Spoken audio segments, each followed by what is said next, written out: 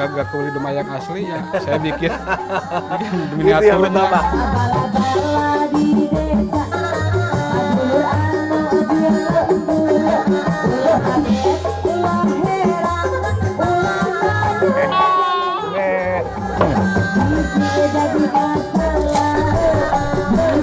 Ini nggak boleh lama-lama, hanya 15 menit saja. Dingin.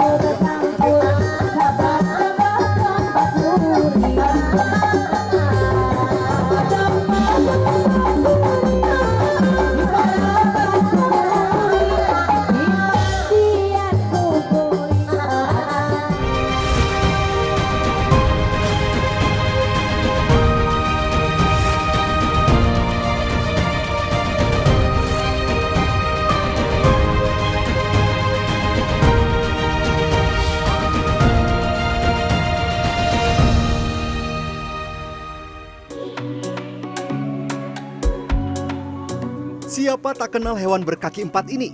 Domba Garut. Hewan ini tersohor sebagai ikon Garut, Jawa Barat. Sampai ada miniaturnya loh, keren kan?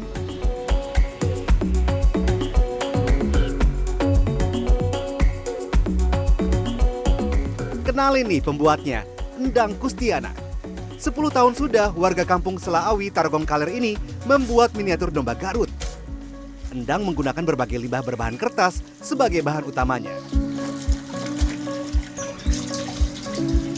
Bubur kertas yang telah dicampur lem kayu dicetak. Yang dicetak adalah bagian badan, kepala, dan kaki domba. Untuk tanduknya, Endang menggunakan kawat yang dibentuk sesuai dengan lengkung tanduk domba Garut. Kemudian dibalut bubur kertas. Sementara itu, kaki menggunakan paku agar menempel pada bagian badan. Kalau semua bagian tubuh domba sudah terpasang sempurna, tinggal dikeringkan. Miniaturnya kita warnai ya. Endang biasa memakai cat tembok. Warna-warna yang digunakan adalah warna bulu domba aslinya. Biasanya hitam, putih, atau coklat. Akang sendiri kenapa sih kepikiran bikin miniatur domba Garut? Kesukaan saya sama domba Garut. Domba Garut kan bentuknya badannya gitu, terutama tanduknya bikin saya suka gitu. Gak kebeli domba yang asli ya saya bikin Itu yang miniaturnya. pertama. Kalau beli domba Garut yang asli itu Iya. mahal banget ya. Iya pasti mahal gitu. Jadi kita bikin yang kayak gini. Nanti kita bikin semirip mungkin. Karena Iya. di sini kita mau pasang bulunya ya Kang ya. Iya pasang bulu. Terakhir kita pasang bulu dombanya. Kalau sudah dipotong sesuai dengan ukuran, kain yang biasa digunakan untuk boneka ini ditempel dengan lem. Rekatkan hingga rata. Nah ini dijual beragam loh harganya ya, macam-macam. Yang ini Rp30.000. Ada juga yang harganya Rp80.000 seperti ini. Jadi yang menentukan harga adalah ukuran, juga bahannya. Ada kain yang berbulu atau yang tidak, ini juga menentukan harganya. Sayangnya, bisnis miniatur domba Garut yang digeluti Endang kini meredup. Terutama sejak pandemi COVID-19 melanda Indonesia pada 2020. Padahal sebelumnya, pada 2014, hasil karya pria yang bekerja sebagai sopir angkot ini banyak diminati. Dalam sebulan, ia pernah menjual ratusan miniatur domba Garut dengan pendapatan sekitar Rp3 juta. Kalau harapan masih ya kalau ada pihak yang terkait dinas apa gitu ya, yang apa hubungannya dengan kerajinan kayak gini miniatur domba Garut, bisa dibantu lah, dibantu dari pemasaran lah. Dulu pernah 2013 Bapak Bupati malahan pesen ke sini beberapa ekor sampai pakai kaca gitu lah. Udah kirim. Pernah dengar malahan dia bilang ya nanti saya bantu ya. Kalau bantu bentuk apa, pernah dibantu gitu. Ya dari itu udah nggak ada lagi gitu, nggak ada kelanjutannya gitu.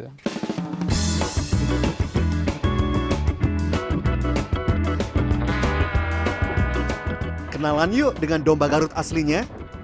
Ihsan Nugraha adalah salah satu pemilik padepokan domba tangkas sekaligus peternak domba Garut di Kecamatan Tarogong Kaler, Kabupaten Garut. Di Garut, domba Garut membuat pemiliknya memiliki prestis atau status sosial yang tinggi. Nggak mengherankan kalau harga jualnya bisa mencapai puluhan juta, bahkan ratusan juta rupiah per ekor. Apalagi domba tangkas yang telah memenangkan berbagai kejuaraan seni ketangkasan domba Garut. Belum dapat dipastikan sejak kapan domba jenis ini muncul di Garut. Namun warga meyakini domba asli Garut ini berasal dari daerah Cibulu, Cikandang, dan Cikeris di Kecamatan Cikajang. Ada bukti-bukti empiris yang memang secara sumber daya genetik ini asli domba Garut.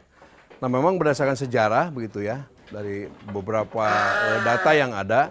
Nah pada saat memang pemerintahan kolonial Belanda ini ada beberapa domba yang dimasukkan ke Indonesia begitu ya. Dari beberapa persilangan yang ada, mereka kan bawa domba merino, domba calf begitu ya, dengan domba yang berasal dari Asia Tengah khususnya. Nah itu dari hasil perkawinan yang mereka silangkan tidak ada yang memperlihatkan asli atau ciri-ciri fisik domba Garut. Domba Garut punya banyak bentuk tanduk yang menjadikannya eksotis. Ada tanduk bendo, tanduk gayor, leang-leang, golong tambang, dan tanduk sogong. Perawatan domba Garut berbeda dengan kambing, apalagi untuk domba tangkas. Ihsan tahu persis jika domba miliknya terserang penyakit. Nah ini biasanya kalau cacingan gini ada tanda-tanda nggak sih, Kang? Dari matanya biasanya sayu, pertumbuhannya tuh banyak, makannya banyak, tapi pertumbuhan tetap kecil. Nah itu tanda-tanda cacingan ya. Jadi supaya sehat kita kasih obat. Iya, pinter nih Ariel nih. Sehat-sehat ya. Iya.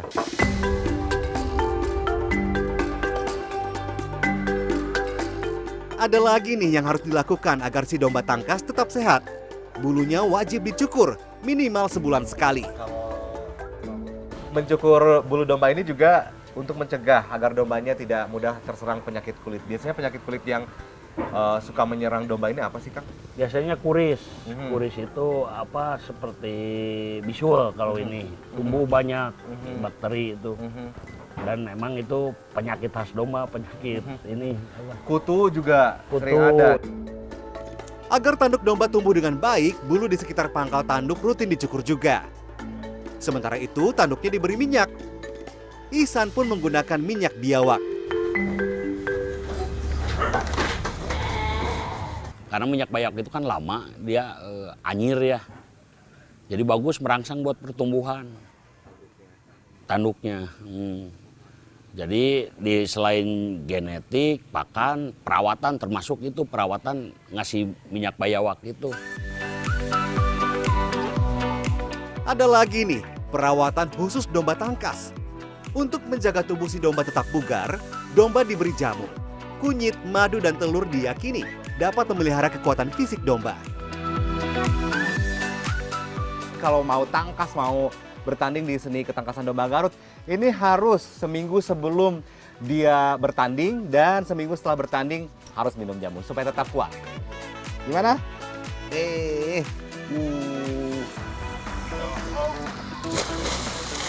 Nggak sampai di situ aja, domba tangkas juga harus rajin melakukan latihan fisik.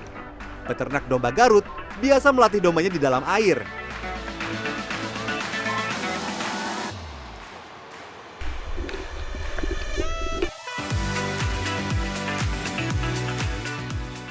Ini sudah biasa ya, domba tangkas ini harus latihan fisik dengan berenang seperti ini. Nah ini selain melatih otot tubuh mereka juga melatih otot kaki supaya pada saat bertanding kakinya kuat. Nah minimal ini seminggu sebelum pertandingan digelar mereka harus berlatih seperti ini ya supaya mereka tidak mudah lelah. Karena sama seperti manusia ketika berenang mereka juga sekaligus berlatih pernafasan. Makanya ini saya dengar nih dombanya ngos-ngosan nih. Jadi nggak boleh lama-lama, hanya 15 menit saja. Dingin. Yuk, semangat yuk. Oh. Jadi udah tahu kan memelihara domba Garut nggak sembarangan?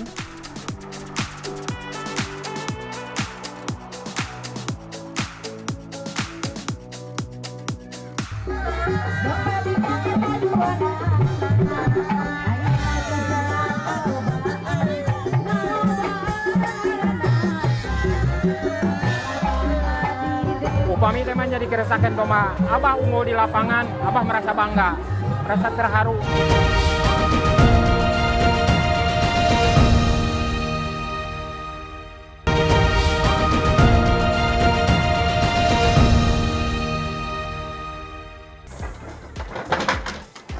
Pukul 7 malam, Ihsan dan teman-temannya sibuk memindahkan domba ke mobil. Kali ini, 5 domba andalannya akan mengikuti kejuaraan seni ketangkasan domba Garut. Kelima domba jagoan Ihsan dibawa menuju sebuah lapangan yang kerap dijadikan lokasi seni ketangkasan domba Garut. Meski malam, lapangan ini ramai didatangi peternak dengan domba-dombanya nih. Ah, ini dia. Ini adalah Priangan domba Garut umurnya 3 tahun. Ini nih, memang agak agresif. Dia juara pertama Piala Presiden 2023 nih. Jadi ini mau ditimbang dulu? Ya. Kita timbang nih si Priangan. Yuk, gimana?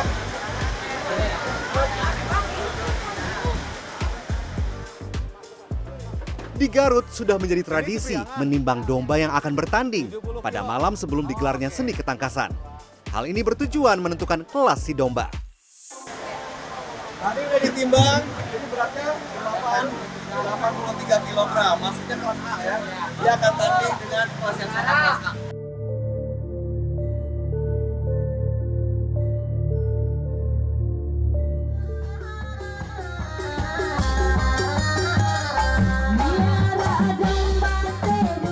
Pagi hari, lapangan di kaki Gunung Guntur di Desa Pasawahan, Kecamatan Tarogong Kaler ini sudah ramai didatangi warga. Seni ketangkasan domba Garut pun dimulai. Kesenian ini biasanya diiringi musik bajidor. Seni ketangkasan domba Garut merupakan kompetisi 2 ekor domba. Domba yang berduel ini akan berhadapan di tengah lapangan sambil mengarahkan tanduknya.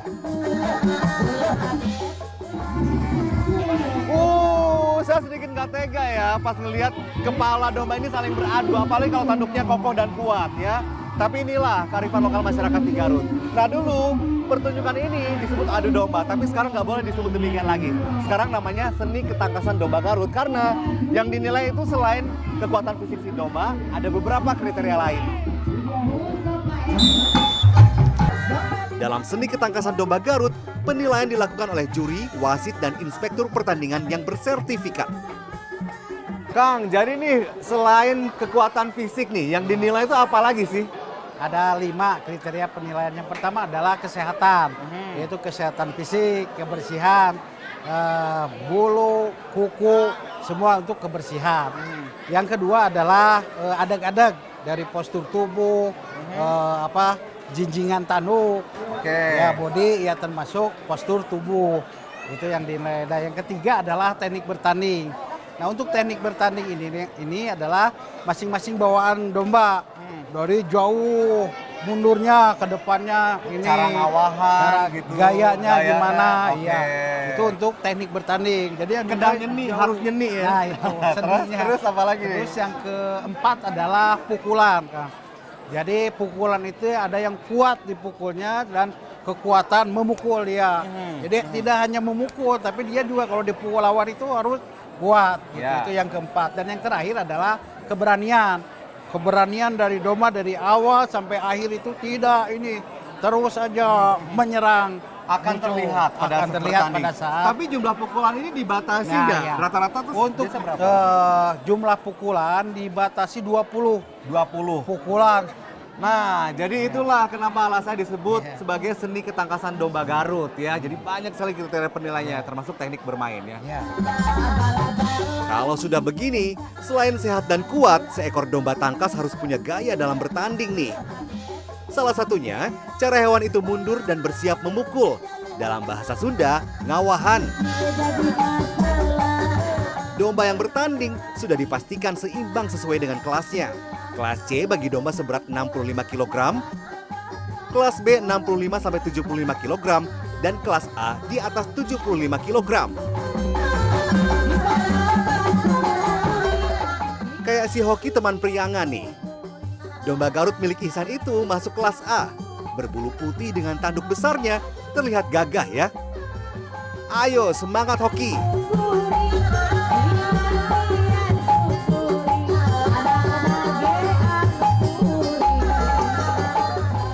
Nah, si Hoki nih habis bertanding. Tadi ada berapa pukulan, Kang? Tadi 20 pukulan. 20 pukulan, tamat. Iya. gitu ya. Ini pertandingan yang keberapa buat si Hoki nih? Ini tuh udah yang ke-9.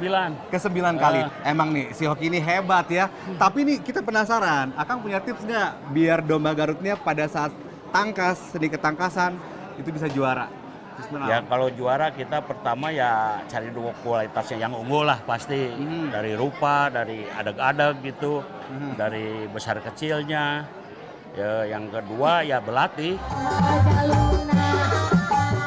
Aksi domba saling pukul menjadi daya tarik dalam kesenian ini. Seru. Komo kalau domba sendiri terus jalannya teh bagus gitu. Suka bunga, tapi lamun domba belep atau tidak sejalan sama lawanna sok aya nyentuh kan hati seutik kecewa. Domba yang kuat dan bertahan akan menjadi kebanggaan pemiliknya. Upami teman jadi keresakan domba, Abah unggul di lapangan, Abah merasa bangga, merasa terharu. Ya, itu sia-sia, Abah berangkat malam nyampe siang, melihat domba kesayangan Abah unggul, itu merasa kebangga. Upami disebat mah, upami kusunan aya buruh ngarit, tak gitu. Belum diketahui secara pasti sejak kapan seni ketangkasan domba ini muncul di Garut. Namun Dinas Pariwisata dan Kebudayaan Provinsi Jawa Barat pernah mencatat kesenian ini sudah berkembang sejak 1800-an. Bukan sekadar kompetisi, seni ketangkasan domba Garut menjadi ajang silaturahmi para peternak domba Garut.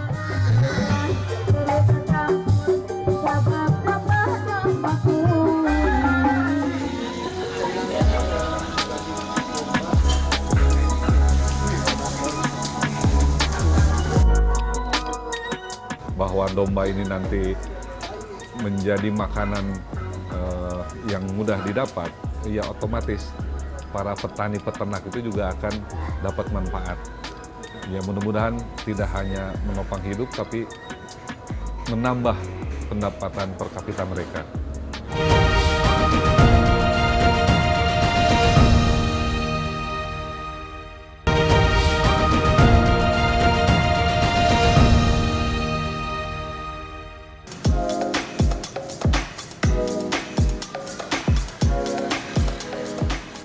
Sukaregang menjadi sentra industri kulit terbesar di Kabupaten Garut.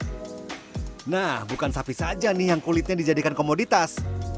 Kulit domba Garut juga menjadi bahan sandang yang kualitasnya tak kalah dibandingkan kulit sapi. Tas, topi, hingga jaket berbahan kulit domba ini tampak mewah ya. Emang boleh jaket kulitnya sebagus ini?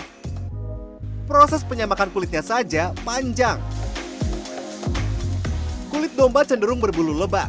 Jadi penyamakan kulit domba diawali dengan melepaskan bulu melalui proses perendaman yang disebut lining. Proses ini biasa disebut pengapuran, sehingga bulu akan lebih mudah lepas. Nah, kulit yang sudah direndam seperti ini, kemudian dia akan melalui proses cutting. Itu memisahkan kulit dengan bulu-bulu yang masih menempel, bulu-bulu halus ya. Kemudian setelah cutting akan dilakukan flashing. Ini untuk memisahkan kulit, membuang lemaknya. Nah, setelah itu kulitnya akan diawetkan melalui proses pengasaman namanya pickling. Pickling bertujuan menurunkan derajat keasaman kolagen kulit sehingga mempermudah proses penyamakan. Kulit samak yang telah diawetkan kemudian dikeringkan melalui samying. Proses ini bertujuan menurunkan kadar air kulit. Ketebalan kulit akan disesuaikan dengan pesanan melalui proses shaving. Biasanya dari setengah hingga 1 mm. Selanjutnya, kulit dirapikan dengan menggunakan gunting. Proses ini disebut trimming. Setelah melalui beberapa proses, kulit kemudian diwarnai. Semua warna bisa, yang jelas permukaan kulit sudah mulus dengan proses padding. Nggak sampai di situ, spraying juga penting dilakukan. Tahapan ini akan membuat warna kulit semakin rata.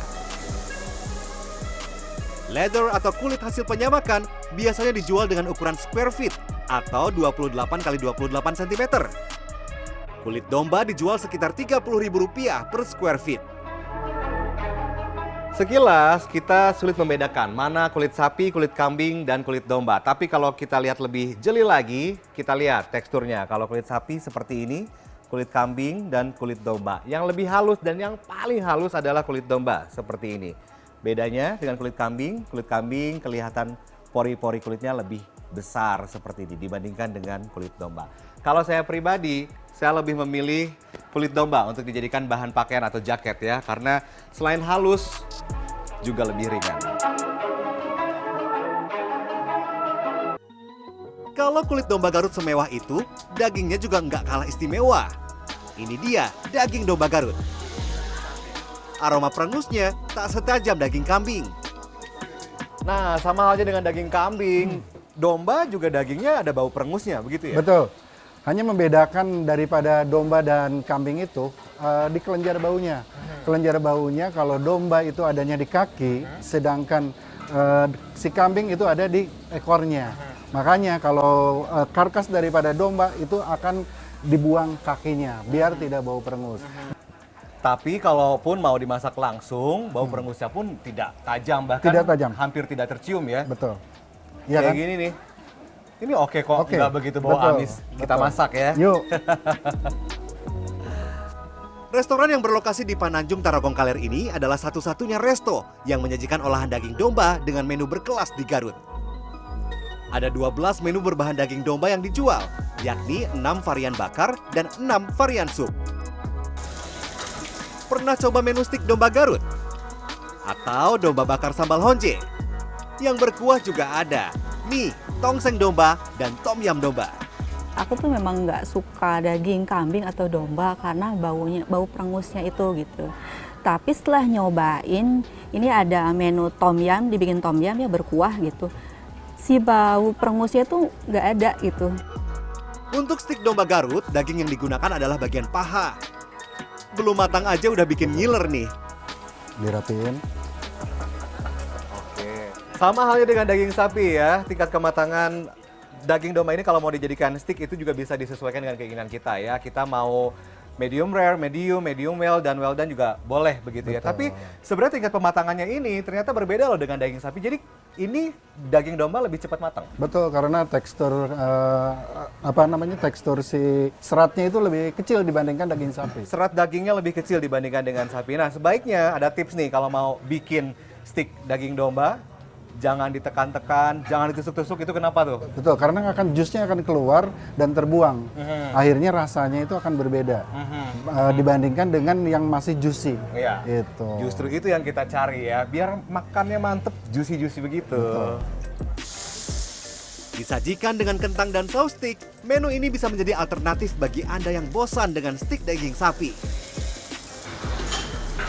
Untuk domba bakar saus honje, restoran ini menggunakan bagian iga yang telah dimarinasi dengan bumbu yang diracik dengan kecombrang. Iga bakarnya disajikan dengan sambal kecombrang yang dalam bahasa Sunda disebut honje. Kebayangkan wanginya? Adapun tom yam domba yang digunakan adalah potongan iga dan daging. Tenang saja, rasa kuahnya nggak setajam tom yam di Thailand kok. Meski disajikan dengan tampilan berkelas, menu berbahan daging domba Garut itu masih ramah di kantong. Harganya mulai Rp40.000 hingga Rp87.000 per porsi.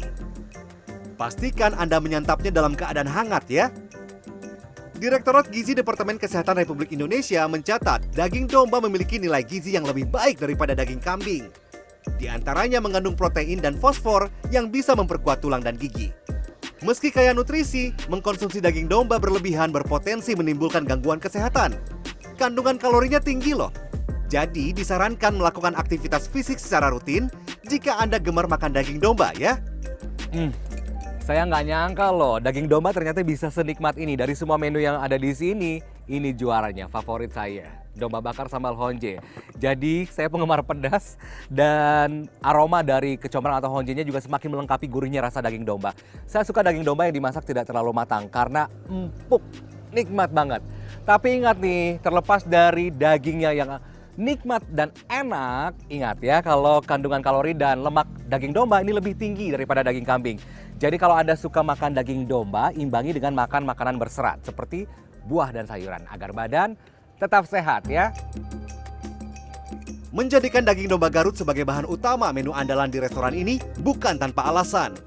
Petani itu penghasilannya ya pas-pasan, bahkan cenderung kurang.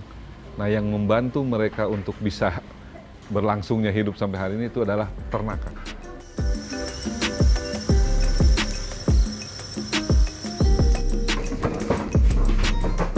bahwa domba ini nanti menjadi makanan yang mudah didapat, ya otomatis para petani peternak itu juga akan dapat manfaat.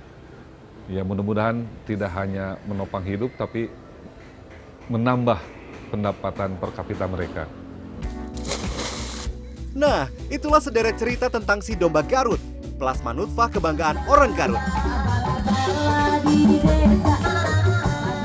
Seni ketangkasan domba Garut yang melegenda membuat nama domba Garut tersohor di Indonesia.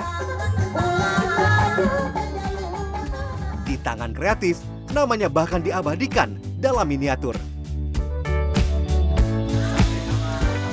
Dagingnya yang bercita rasa khas membuatnya semakin istimewa.